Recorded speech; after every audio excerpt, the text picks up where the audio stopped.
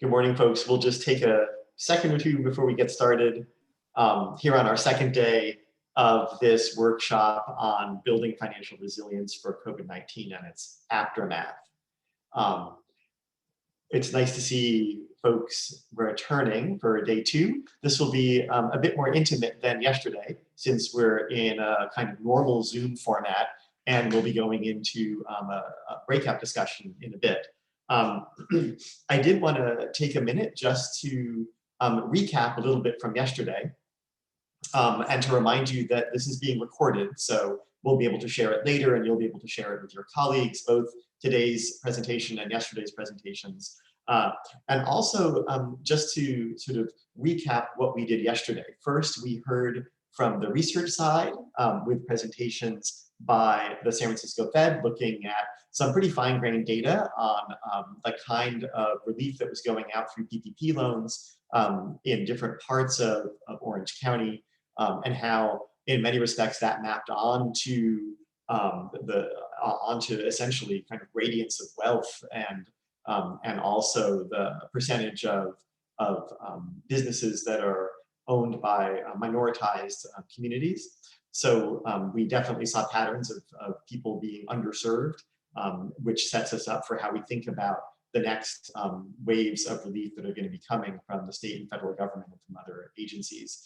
Then we heard from UC Irvine on some of the issues and problems with the first CARES Act relief, the exclusions that it had embedded into it, as well as the difficulties that people who were eligible for relief had in just getting and using their money, in particular because of the lack of any uniform accessible payments infrastructure.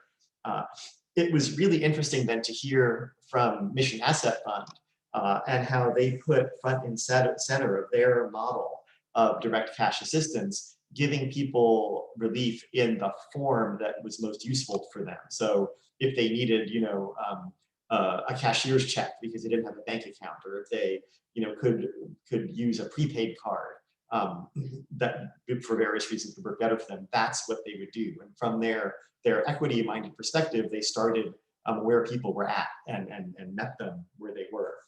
It was also interesting to hear the results of their post-grant survey, particularly with immigrants and the various challenges that immigrants faced. And in particular, what stood out was that half of the immigrant families surveyed had no income after COVID hit. So, we're really dealing with quite dire circumstances for a lot of people, many of whom were left out of the first CARES Act.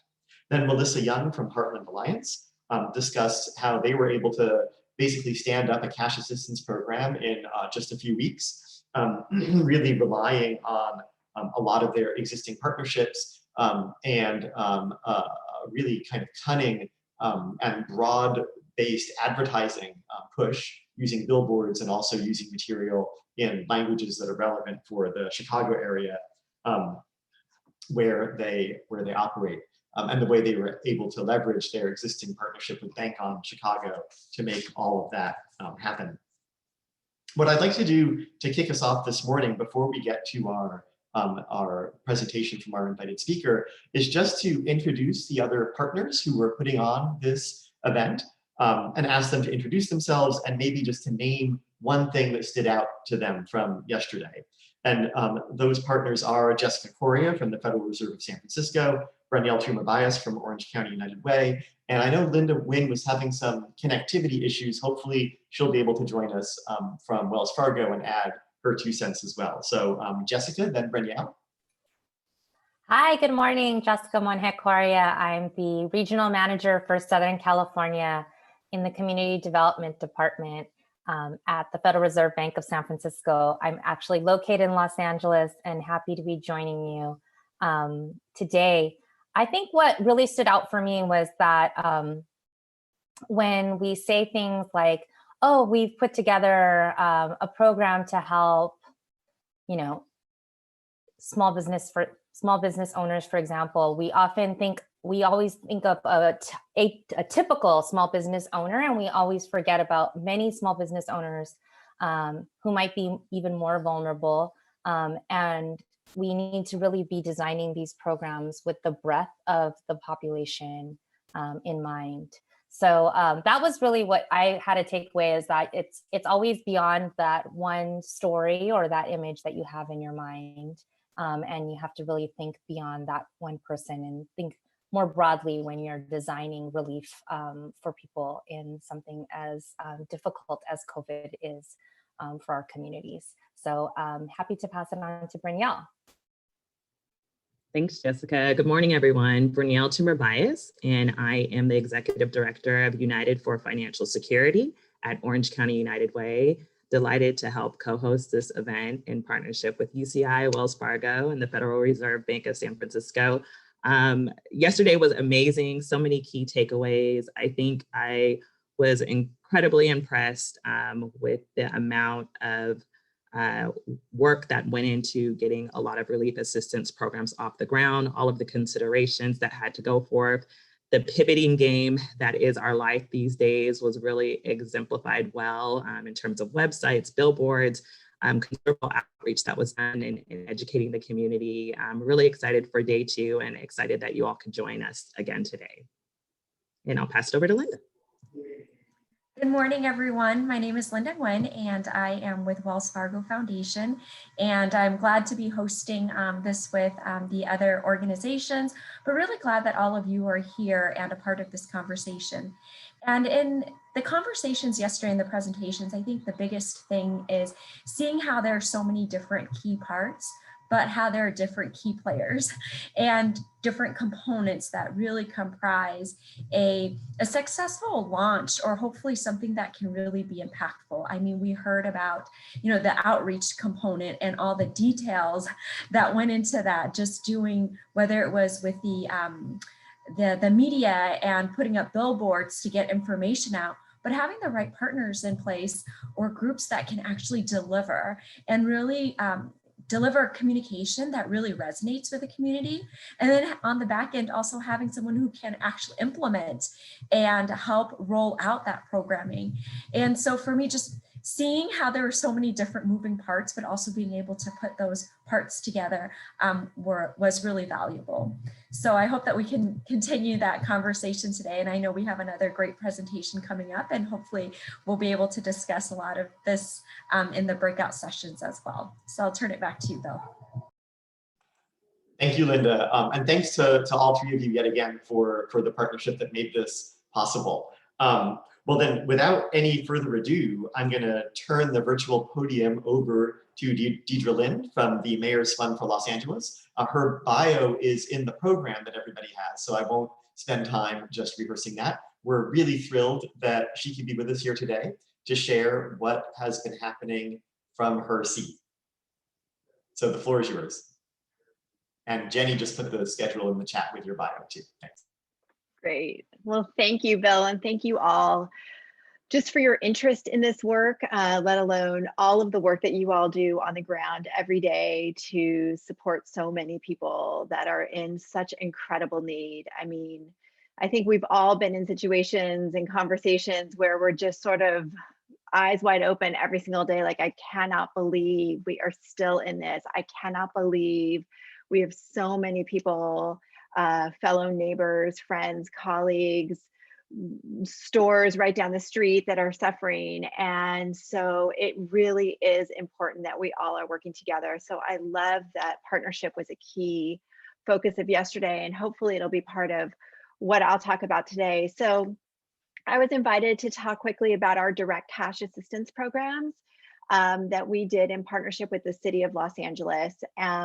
So I'm going to share a slide deck, and then I will just sort of ramble through it quickly. And then I will try to get through the slides quickly, because I think probably the better part of our discussion will be about a discussion together and some Q&A, and really hearing from you thoughts, ideas, perspectives about the work that we've done and the work that we are hoping to continue to do, and hopefully inspire others in the region to do as well. So now the most challenging part is I have to share my screen and figure out my presentation. So let's just try this. Okay. Does that work? Do you guys see it? Yes. Yes. Okay, great. So let's just head right into it. So really, I wanted to start my presentation with talking to you all about the critical part of our direct cash assistance programs. And we've done 3 to date. We're about to launch one more later this week, hopefully, is all about partnership. The Mayor's Fund for Los Angeles is an independent nonprofit that has been set up to sit next to government to complement government where government dollars fall short. We all know the CARES Act money in particular was money that has incredible restrictions to it. It has caused great challenges, and that is not unusual for government funds, quite frankly. And so what we have been doing for the past 6 years at the Mayor's Fund is being able to supplement and augment where government dollars fall short. Sometimes that's about taking risks where public dollars can't, and sometimes that's about filling gaps where public dollars just doesn't fulfill. The Angelino Card program, I thought was the best example of our work. It was the largest direct cash assistance program that we've done through this pandemic. It was the first direct cash assistance program that we did as an organization. I think you all talked about it briefly yesterday, but this sort of lays out the key partners. First and foremost, we had the leader of our city as our key partner. Having our leader was incredibly important for communications about the program and also for fundraising, quite frankly. So 2 sides of that, which was really critical. In early days, I think it's important to note that when we came together to do the Angelino Card, because we saw that people were suffering in just 3 weeks into the pandemic was when the Angelino Card was first talked about. We knew that there was discussions that were happening at the federal level and at the state level about cash assistance that could be coming through, but we knew that people were suffering then, right then. And so the mandate that we had was launch a program, launch it quickly. It doesn't have to be perfect. And I think that's another really key point of this is that the program wasn't perfect. Of course, all of our parents, colleagues, mentors, whoever they are, have always told us, right? Don't let great get in the way of good. And that was really a driving factor in the launch of the Angelino Card. So that's sort of an aside, but it was something that the mayor told us, at the very earliest of days. We were a partner in the project as the fundraiser. So we both helped to fundraise and then collected the private funds. It was all privately funded. And then we also had to develop some of the administration components.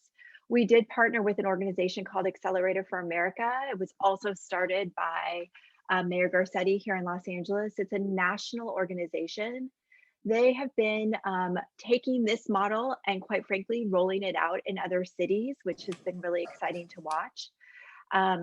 They also are very focused on universal basic income models. So they had been looking at cash assistance programs for a bit. So they had some intelligence about how the program could work.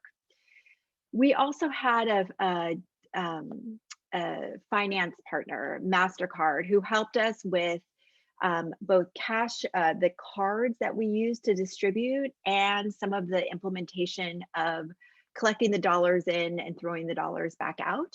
MasterCard was a key partner on that, and then also helped us to measure and track the progress of where those dollars went. It was at a very high level. We didn't want great detail of that, but we did want to get a sense of where those dollars are spent, and I'll go over that in a second. And then the other key partner in all of this was the city. So, so critical to the work is understanding the reach that you as an organization have. And clearly there's no entity that has greater reach than government.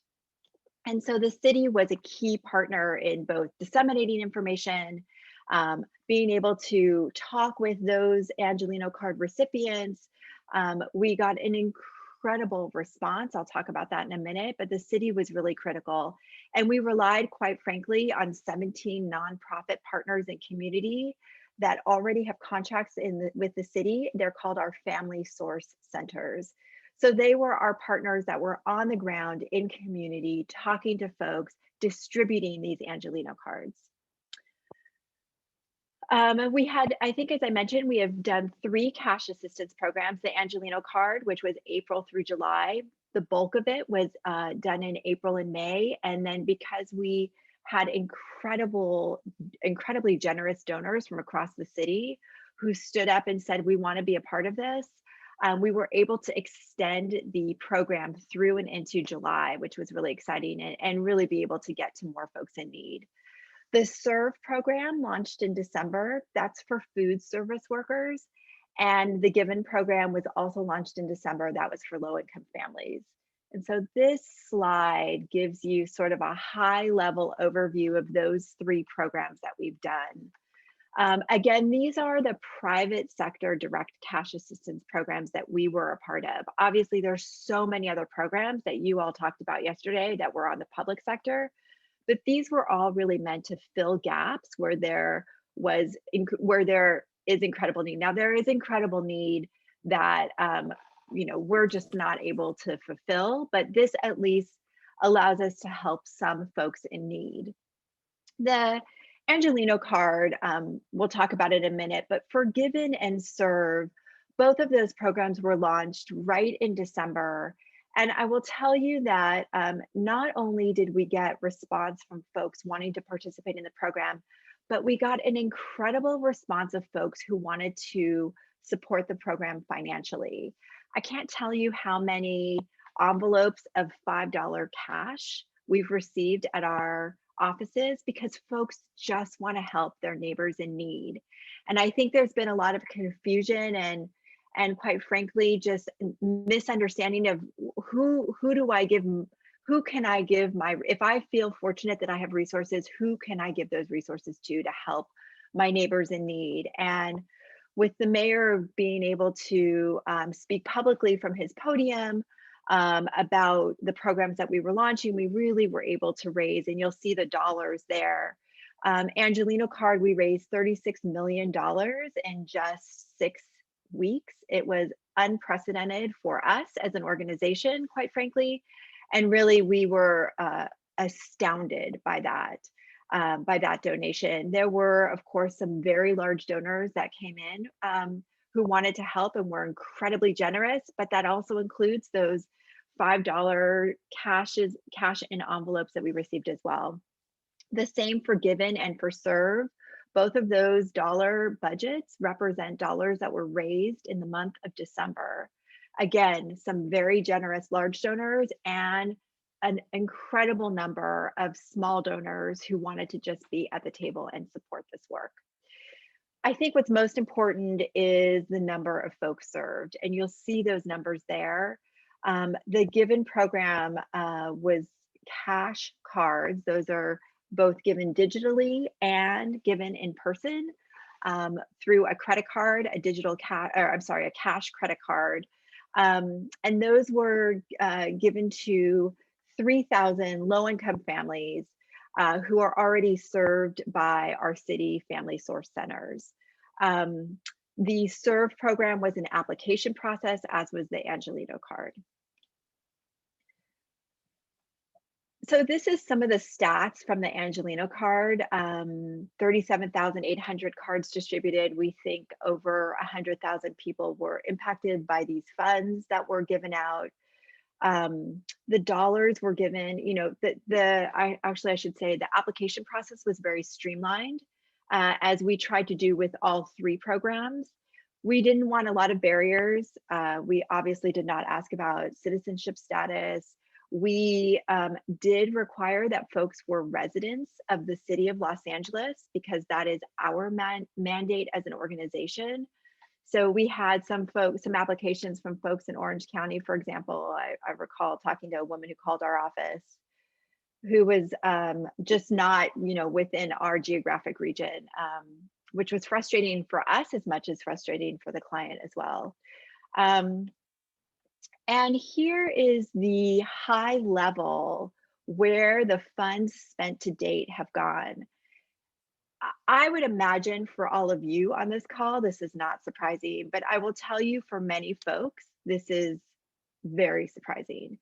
Folks there are folks that get very nervous about where direct cash assistance is going. And certainly, you know, everyone has a right to their perspective, but we felt very, very confident that the vast majority of these dollars would be going directly into the biggest expenses that families were seeing at the moment, especially a family in crisis, with 40% of that funding being spent on food, which was everything from a supermarket to a fast food to a warehouse store like a Costco. We also include as essential household goods in the 15% that's spent on retail and discount stores. Again, we didn't go into detail beyond this high level, but we can assume that that's everything from toilet paper to potentially baby formula, you know, just essentials that are needed in a house. And then of course, the utilities and telco services are bills that you get every single month. And we felt really good that 11% of those dollars were being spent on being able to cover some of those just annual monthly costs that when your income falls short, those can be a really critical situation that you're in. And then you'll see the rest down below. This was done, I think, in July. Yeah, this breakdown is from July, so it's a little bit outdated. My apologies, but the truth is that it stayed pretty consistent all the way through the spending through to the end of the year. Now, interesting to note, we used, I think I mentioned, we used MasterCard, and companies like that make money when money is not spent off of the digital card, right? So we have been very, very persistent, I guess is the right word, to say that we really want folks to spend the money. Now it's interesting because some folks see the money not being spent on those cards as folks being nervous and wanting to hold money back for an even worse crisis moment that they might be seeing coming in the next weeks or months. But we're really pushing for folks to spend the money on the cards. And we do still have money that has not been spent. This is just some stories. I'll leave it up for a quick minute. I'm sure it's no surprise to you. People were incredibly, incredibly grateful of being able to get this, what some would say potentially is a small amount of money, but for many folks that we were targeting and helping, it literally made the difference between being able to pay their rent or their utility bills for the month, being able to put food on the table for their family. So I always think that the best folks to tell the story are the folks themselves. And so these are a couple of our residents. So I'm going to stop and then it's just but I'm going to stop sharing. And that was kind of the overview I wanted to provide you all, but I wanted to leave time for questions because I'm sure you have questions. You know, we consider this to be, we consider ourselves to be in learning mode on this work. Like I said before, we had never done direct cash assistance in the past. So this was definitely something that we set up quickly. We made some mistakes and learned from them. We continue to learn from them, and we're eager to learn from others as well who are doing this work. Thank you so much, Deidre. You know, if I could just begin with one question right off the bat while others are thinking of questions they might have. You know, you did talk about how fast you were able to stand up this program and get it running. And, you know, you talked about all of the support you had from the private sector, the mayor's office, et cetera, et cetera. What were some of the real key factors? Like if you were to pick just a couple things that really made it go fast, what would they be? You know, one, well, I'll give you a stat that I think kind of puts it all in perspective. So when the Angelino card launched, there was no public sector, right? The CARES Act money was still being debated. So it was really considered the only program at the moment. I actually was not at the mayor's fund at the time that it was launched. So this is all what people have told me, but 450,000 applications. The server in fact crashed. Were received in just the first 72 hours that the program was launched. even though the mayor said, and the program was set up such that it wasn't on a first come, first served basis. All of the programs that we did were randomly selected with applications received over the course of a week. But folks were anxious, especially folks that were seeing crisis in the early stages of this pandemic. So Bill, to your question, we had partners that were willing to step up immediately. Having the city and the resources of the city right next to us to be able to go through all of the applications. We did hire a temporary person to help with some of the phone calls. And then we immediately actually hired a phone bank system to be able to respond to just the incredible influx of questions that we received. So, lucky for us, we had resources that we were able to deploy to get some of those unexpected resources sort of set up.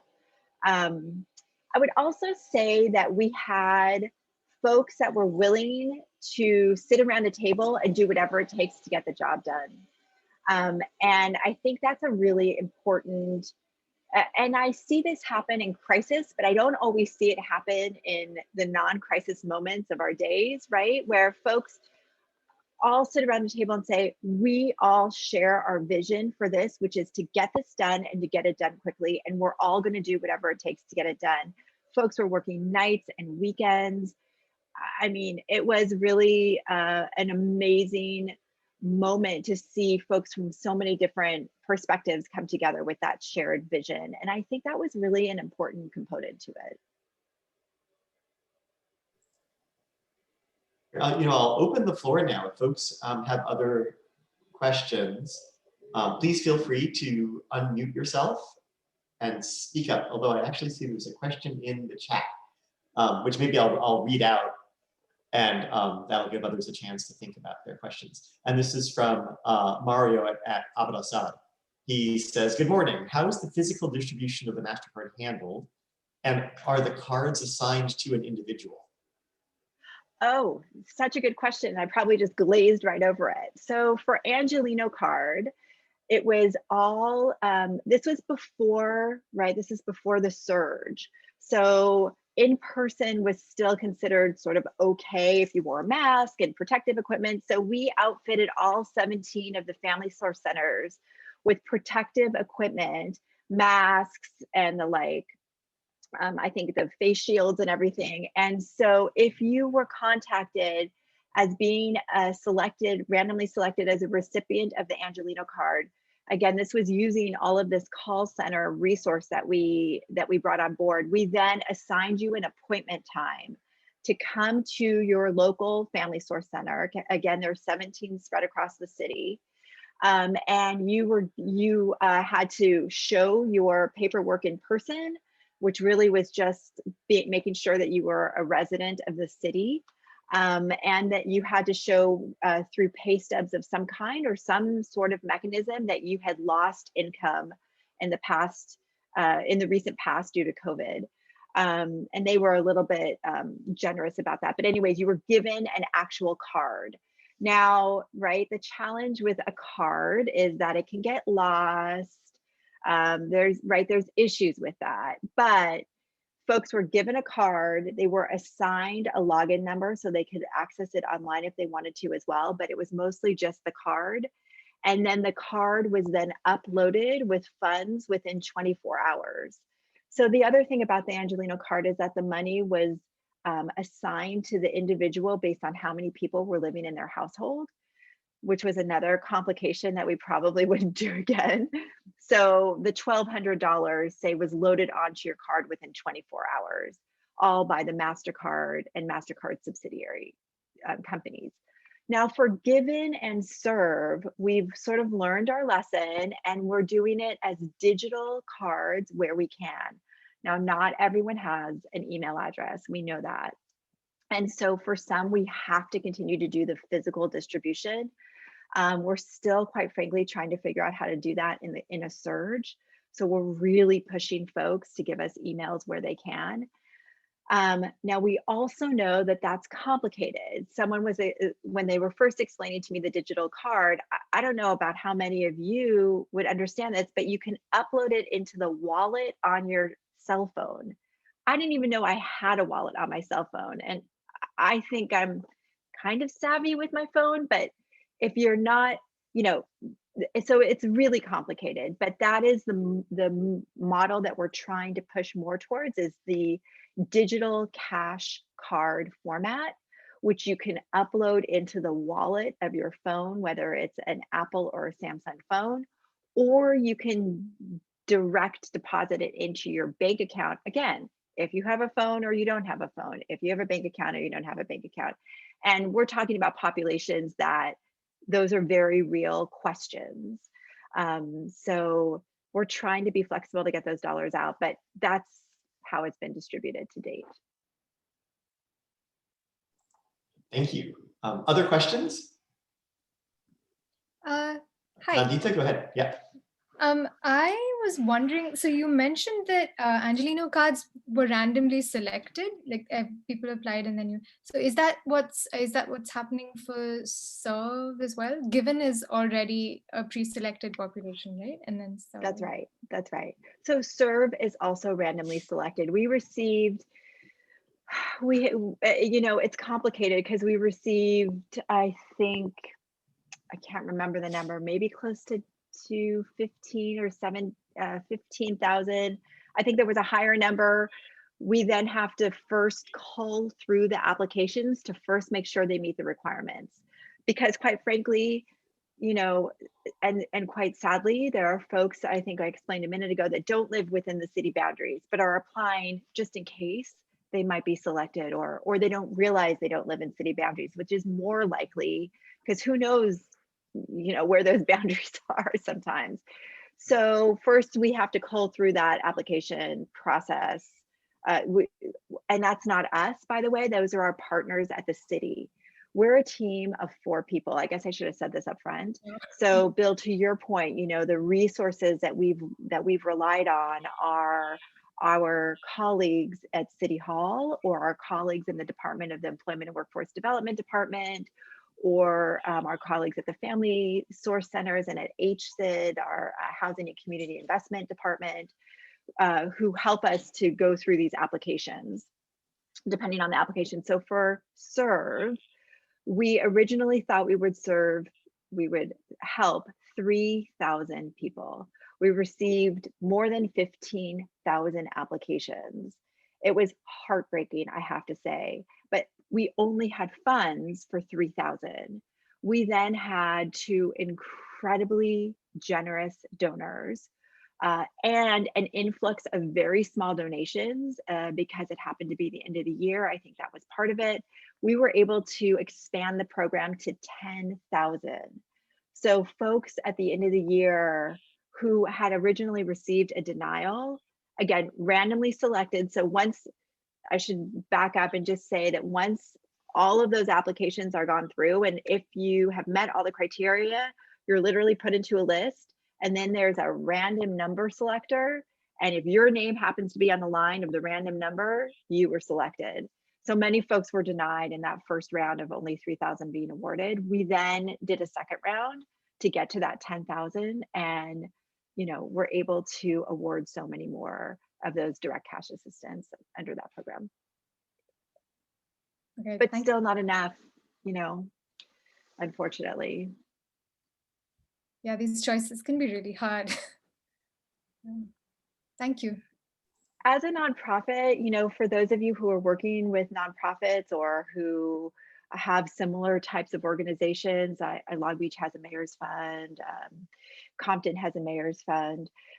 You know, it's really important that the folks are randomly selected because even if you're just a charitable organization, I will tell you, we've been working very closely with our auditors, and that part is super critical.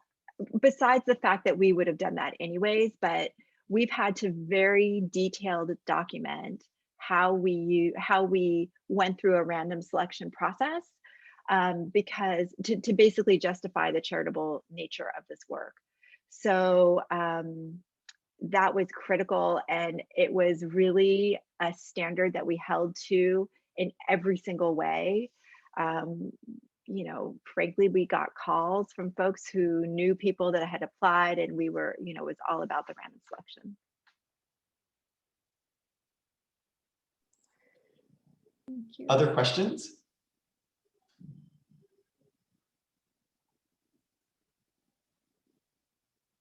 I have one if others don't, and that's, so with the main corporate partner was MasterCard in terms of providing the infrastructure, right, to facilitate the card and getting the payments out.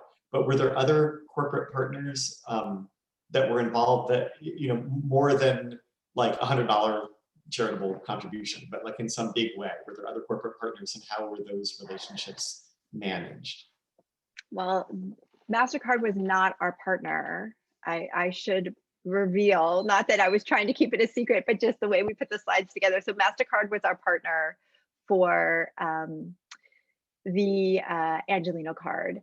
And we partnered with a subsidiary of MasterCard for Given and Serve, but we used a different financial partner called Blackhawk. If anyone, you know, I'll put it out there in case anyone wants to do research on it. So those were our financial partners. But yes, if you're asking about the philanthropic nature of companies in our region, we were blown away. I will call out Wells Fargo and Linda and her team. They were incredibly generous in the very early days of giving us very generous resources to support the Angelino card work. We had a number of other generous companies that stood up their support as well.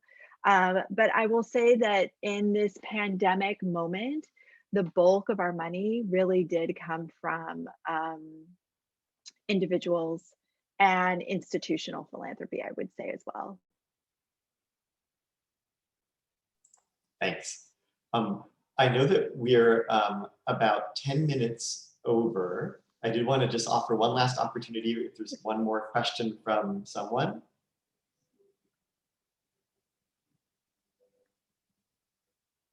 And if not, let's all thank Deidre so much for sharing your experience with us and for telling us about these programs. And you know, we're all just kind of in knowledge absorption mode right now as we think about how the various folks here are going to keep doing the work that they're doing, but also potentially stand up some new programs and new ways of getting assistance out to people. I see in the chat that Obia might have had a question, but maybe Obia, we can hold it for the breakouts since we are a little bit over. Let's stick to our original plan and take a 10-minute break, just because I want people to be able to get up and move around and stuff. During which time you will be put into your breakout groups and